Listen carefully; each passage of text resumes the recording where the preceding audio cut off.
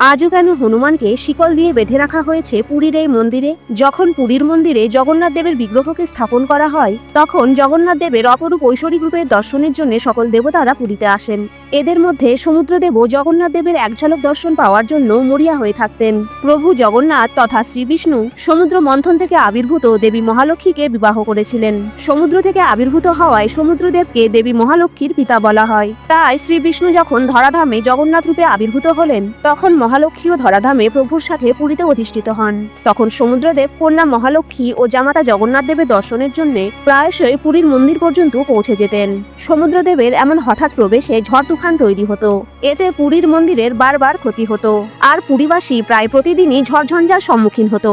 এই বিপর্যয় থেকে উদ্ধারের জন্য পুরীবাসী প্রভু জগন্নাথ দেবের কাছে প্রার্থনা করেন। প্রভু জগন্নাথ দেব সমুদ্রদেবকে আটকানোর জন্য তার পরম ভক্ত চিরঞ্জীবী হনুমানকে পুরীতে আহ্বান জানান। জগন্নাথ দেব হনুমানকে দায়িত্ব দেওয়ার পর সমুদ্রদেব আর পুরীর মন্দিরে প্রবেশ করতে পারতেন না।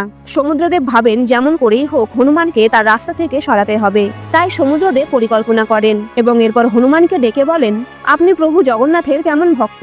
প্রভুর সন্ধ্যা আরতিতেও সম্মিলিত হন না, একবার প্রভু দর্শনের জন্য মন্দিরে যান না, তবে কি আপনার মনে প্রভুকে দেখার ইচ্ছা জাগে না?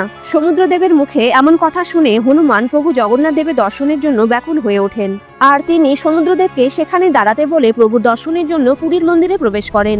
হনুমান চলে গেলে সমুদ্রদেবও হনুমানের পেছন পেছন পুরীর মন্দিরে প্রবেশ করেন।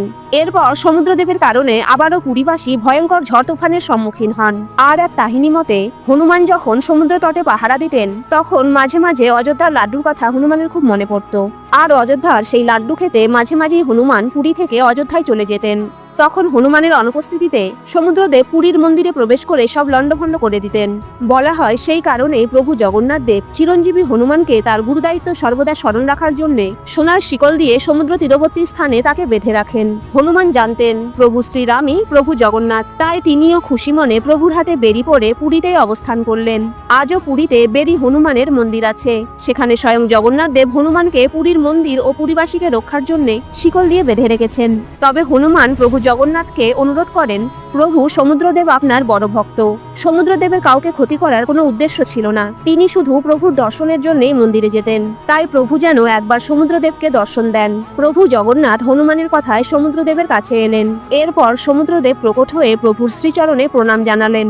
সমুদ্রদেবের ভক্তিতে মুগ্ধ হয়ে জগন্নাথ দেব আশীর্বাদ করেন, যদি কোনো পুণ্যার্থী মন্দির অবধি পৌঁছাতে না পারে, তবে সে যদি শুধুমাত্র পুরীর সমুদ্রের জল ও মাটি স্পর্শ করে, তবে সেও তার জীবনের সমস্ত পাপ থেকে মুক্ত হবে আর জগন্নাথ দেবের দর্শনের সমান পুণ্য অর্জন হবে।